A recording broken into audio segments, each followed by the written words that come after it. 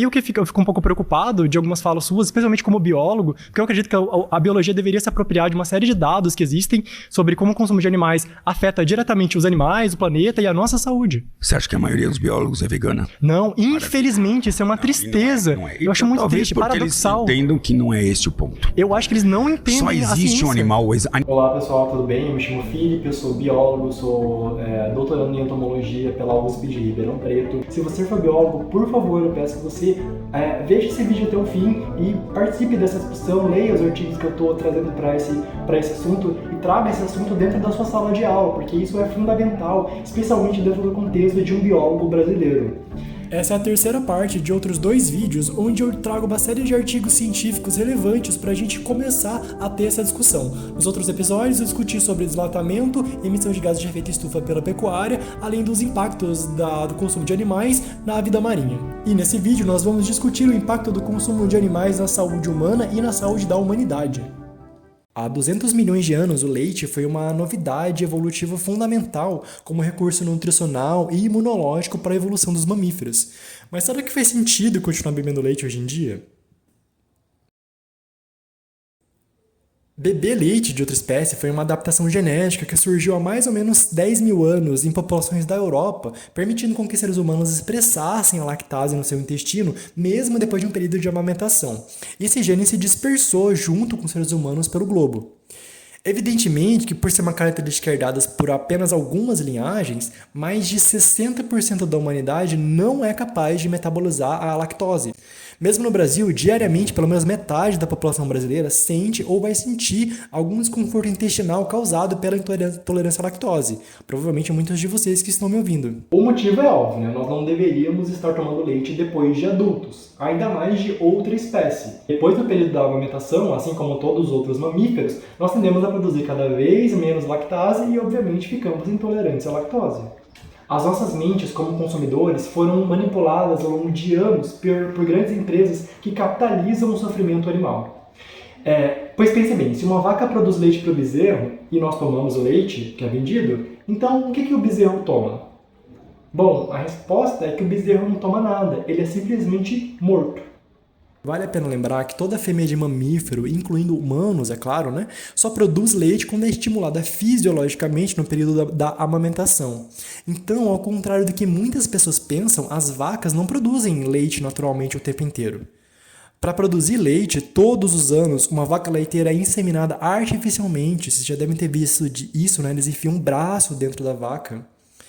Então, após uma gestação que também dura 9 meses nas vacas, os hormônios prolactina e ocitocina, junto com a sucção do bezerro, vão estimular a produção do leite. As vacas, elas gritam por dias quando os bezerros são apartados, e o seu sofrimento continua a ser explorado pelo próximo ano para a produção de leite, quando então ela reduz a produção e precisa ser inseminada novamente, reiniciando esse ciclo macabro. Naturalmente, uma vaca ela viveria em torno de 20 anos. Só que com essa exploração tão intensa, esses animais vivem entre 5 e 10 anos na indústria do leite. Quando então elas se tornam velhas, descartáveis, e então elas são mortas e viram carne, como um hambúrguer, por exemplo. Uma outra relação interessante entre biologia e veganismo é como o consumo de animais acaba afetando a nossa saúde.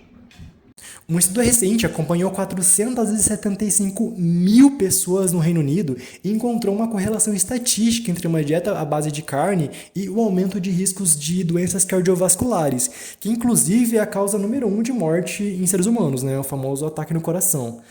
Além de associação com diabetes tipo 2, câncer coloretal e entre outras doenças. Do lado oposto, uma dieta à base de vegetais tem um efeito benéfico na nossa saúde, contribuindo para evitar diversos tipos de câncer, especialmente pelo consumo de substâncias antioxidantes e também por naturalmente não terem colesterol, ou seja, não entopem a veia do nosso coração, e serem a fonte primária de proteína e de muitas vitaminas. A biologia e a alimentação e nutrição são áreas extremamente relacionadas e que muitos estudos recentes têm reconhecido diferenças nas saúdes de pessoas que possuem uma dieta onívora, com carne, e pessoas que têm uma alimentação vegetariana. O quadro geral ele não é especulativo, gente, ele é muito claro. Em 2015, 22 especialistas de 10 países produziram um relatório para a Organização Mundial da Saúde, reconhecendo, com base numa revisão da literatura científica de mais de 800 artigos, que o consumo de carne ultraprocessada, como linguiça, bacon, presunto, salsicha e molhos à base de carne, é carcinogênica, causa câncer. De fato, o consumo de 50 gramas por dia já aumenta as chances de câncer coloretal em 18%. O Instituto Nacional do Câncer do Brasil reforça esses dados sobre embutidos e ele indica que o consumo de carne vermelha no geral deve ser de no máximo 500 gramas por semana. Ou seja, se você come um bife de 90 gramas mais de 5 vezes por semana, você já passa a aumentar consideravelmente o risco de cânceres. Nesse momento, a conexão entre biologia e veganismo fica muito explícita se nós lembrarmos das nossas aulas de microbiologia. Os nossos corpos são ecossistemas, de forma que tudo que acontece nesse sistema semiaberto afeta 37 trilhões de células individuais que constituem o nosso corpo. Só que, além disso, toda essa noção de individualidade ela cai por terra se a gente for pensar que os nossos corpos são habitados por mais de 38 trilhões de bactérias e outros micro-organismos que vivem no nosso corpo, juntinho de cada um de nós. Então não é à toa que a diversidade da microbiota, especialmente a intestinal, afeta diretamente a nossa saúde e até o humor. Apesar de nós nos percebermos como indivíduos, na realidade somos organismos coloniais. Nós somos compostos por múltiplos morfotipos de células que formam os nossos tecidos. A gente precisa pensar no nosso intestino como um meio de cultura. Então, dependendo do meio, algumas bactérias vão se proliferar e outras não. Então, é lógico que uma dieta à base de vegetais, ela seleciona um perfil microbiológico diferente do que uma dieta baseada em carne. Essas bactérias são profundamente afetadas pelo que adentra o nosso organismo via alimentação. Então, a frase "você é o que você come" simplesmente não poderia ser mais verdadeira. Um artigo da Nature de 2025 analisou detalhadamente a microbiota de mais de 21 mil pessoas através de amostras fecais e observou que algumas bactérias estavam muito mais associadas a uma dieta vegana, vegetariana ou onívora. Pessoas que comem carne, obviamente, apresentam bactérias especializadas na decomposição de carne, como essas espécies aqui, que são bactérias que estão associadas a inflamações intestinais, câncer coloretal e diminuição da produção de ácidos graxos de cadeia curta, que por sua vez estão associadas a doenças cardiometabólicas. Já a microbiota de veganos possuem essas bactérias principalmente, que caracterizam o tipo de dieta, e são bactérias que são especializadas na degradação de fibras vegetais e são produtoras desses ácidos graxos de cadeia curta, ou seja, são benéficas à nossa saúde cardiometabólica. Infelizmente, uma outra coisa que eu aprendi nesses últimos 10 anos de estudando a biologia e veganismo é que o nosso hábito de consumir animais criados ou animais selvagens é o principal responsável pelo surgimento de novas doenças na humanidade. Agora vamos retornar para nossas aulas de microbiologia. Vocês já devem ter estudado, como que as bactérias se multiplicam rapidamente e vão sendo selecionadas para resistir a antibióticos. Essas bactérias super resistentes podem se disseminar rapidamente e elas podem inclusive compartilhar os seus genes de resistência com outras bactérias através da troca do seu material genético do plasmídio durante a reprodução sexuada ou através de um bacteriófago, que é um vírus de bactéria, que também pode carrear e inserir esses genes de resistência em uma outra bactéria não resistente. Esse é um processo comum e parte da explicação de como as bactérias se tornam resistentes a antibióticos. E todo mundo aqui sabe que não se deve tomar antibióticos sem receita ou tomar errado, justamente para evitar que essas bactérias se tornem super resistentes. Mas acontece que quando nós confinamos animais aos milhares em galpões, as doenças elas podem rapidamente se espalhar por causa de uma baixa variabilidade genética desses animais. Então, é por isso que 70% de todos os antibióticos produzidos nos Estados Unidos, e no Brasil também, e no mundo, na verdade, são administrados em animais de consumo e não em seres humanos doentes. Assim, essas bactérias elas são selecionadas nesses ambientes, se dispersam através da carne ou da água, por exemplo, e nós entramos em contato com essas bactérias e morremos, porque simplesmente existem bactérias que são resistentes a todos os antibióticos existentes e produzidos pela humanidade. E esse não é um problema do futuro, esse é um problema que nós estamos enfrentando agora. A ONU e outros artigos reconhecem que entre 1 e 5 bilhões de pessoas morrem todos os anos por causa desse tipo de bactéria. E esse é um problema emergente no planeta que afeta inclusive a nossa economia. O contato com animais selvagens, especialmente para o consumo direto, mas também agravado pelo desmatamento associado ao consumo de animais, tornou fácil o contato de humanos a diversos tipos de vírus, como H1N1, Ebola, HIV e SARS-CoV, por exemplo. Isso porque, segundo a FAO, um braço da ONU que estuda a alimentação humana no planeta, 70% das doenças humanas que surgiram nos últimos 50 anos são zoonoses, são doenças de origem animal. Essas doenças, elas infectam humanos e matam milhões porque esses vírus adquirem mutações e são transmitidos para um animal consumido pelos seres humanos, como um porco, um primata, morcego, pangolim, e acabam depois também tendo esse spillover para os seres humanos. 2 exemplos deixam muito claro do potencial nocivo do consumo de animais. A primeira é sobre o HIV, como esse vírus de primata que eram caçados no Congo para consumo da sua carne, infectaram seres humanos em torno de 1947. Esse vírus se disseminou entre seres humanos, especialmente na década de 80, e atualmente 44 milhões de seres humanos morreram em decorrência do HIV e da AIDS, uma doença que nós simplesmente não teríamos adquirido se não fosse pelos nossos hábitos alimentares. Pô, mas você pode me falar, poxa, Felipe, não faz sentido culpabilizar essas pessoas, sendo que no Congo, na década de 40, o contexto alimentar e de subsistência era completamente outro. E eu concordo com você, mas então vamos ver um exemplo mais recente, como mesmo diante de evidências científicas claras, as pessoas não aprendem e não escutam a ciência. Todos nós vivemos na pele as consequências da pandemia de Covid-19. Em um artigo de 2007 sobre vírus da família de vírus coronavíride, que é comum em morcegos asiáticos, esse artigo de 2007 literalmente diz na sua conclusão que mercados molhados são como uma bomba relógio para o surgimento de uma pandemia de Covid.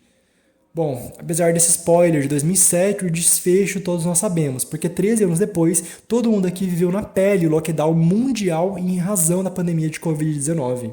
Sabemos que o epicentro da doença foi um mercado que vende muitos tipos de animais selvagens na China, onde devido ao contato e consumo com animais selvagens, isso levou à mutação desse vírus em morcegos, que se transferiu para um hospedeiro intermediário e então infectou seres humanos.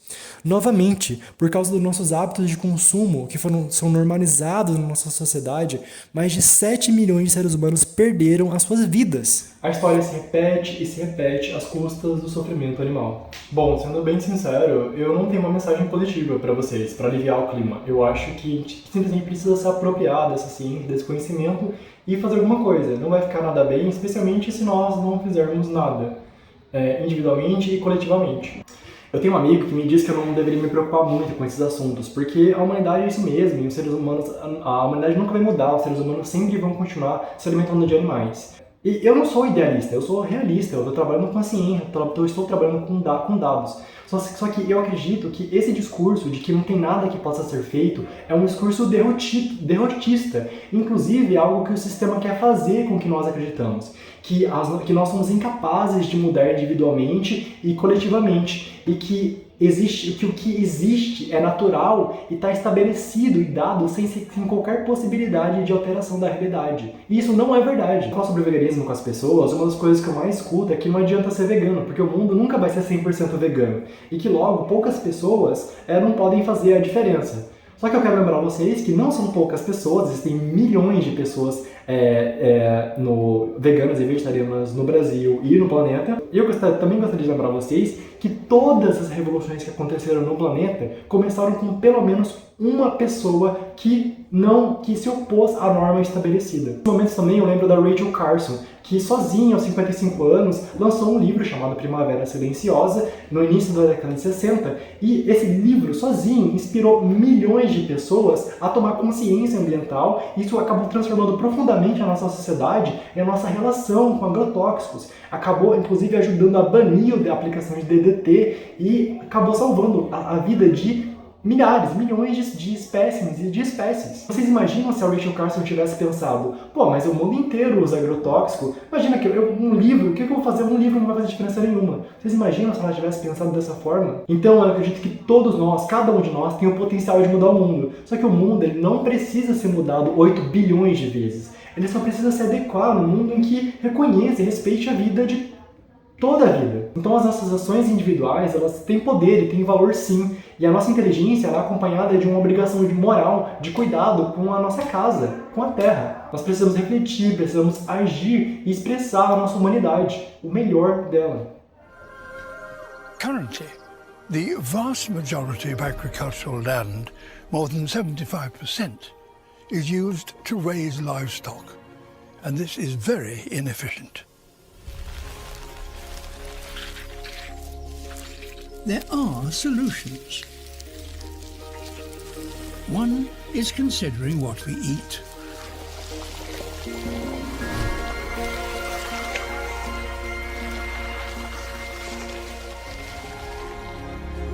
If we shift away from eating meat and dairy and move towards a plant-based diet, then the sun's energy goes directly into growing our food.